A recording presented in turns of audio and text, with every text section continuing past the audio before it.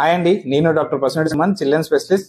ఇక చాలా మంది పేరెంట్స్ వాళ్ళ పిల్లలు బెడ్ మీద పడంగానే ఇక నాకు భయం అవుతుంది సార్, టెన్షన్ అవుతుంది, ఏమన్నా హాస్పిటల్ తీసుకుపోవాలని వద్దా, అర్జెంట్ గా రిప్లై ఇవ్వండి అని మెసేజ్ చేస్తుంటారు. ఇక ఒకరిద్దరు కాదు, కొన్ని వందల మంది చేసి సేమ్ ఇదే మెసేజ్. అయితే మీరు అందరూ ఒకసారి ఈ వీడియో చూడండి.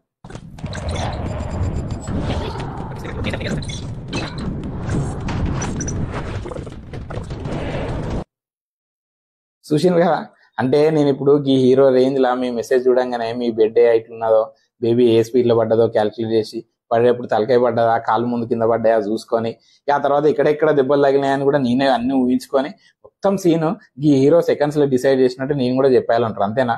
ఇవో మీరు ఏదో ఆగంలో నాకు మెసేజ్ చేస్తారో నాకు అర్థమైంది, కరెక్టే. కాకపోతే జర్ర పడ్డే విధానమో లేకపోతే తగిలిన దెబ్బల గురించో చెప్తే కదా నాకు తెలిసేది. అట్లీస్ట్ ఒక ఫోటో అన్న పంపించాలి కదా.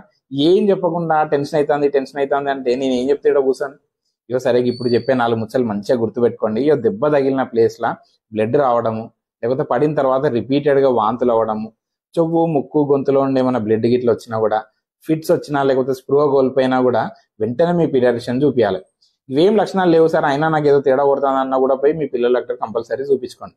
అంతేగాని నా అవసరం డాక్టర్లను నమ్ముకొని ఇన్స్టాగ్రామ్ లో టైం వేస్ట్ చేయకండి. ఎందుకు చెప్తానంటే ఇవన్నీ ఎమర్జెన్సీలుగా పోయి ముక్కు చీముడు గారు తగ్గుతలేదు లాంటి డౌట్స్ లకు మాత్రమే మా సొంతలకు మెసేజ్ చేయాలి. ఇటువంటి ఎమర్జెన్సీలకు కాదు. జర అర్థం చేసుకోండి.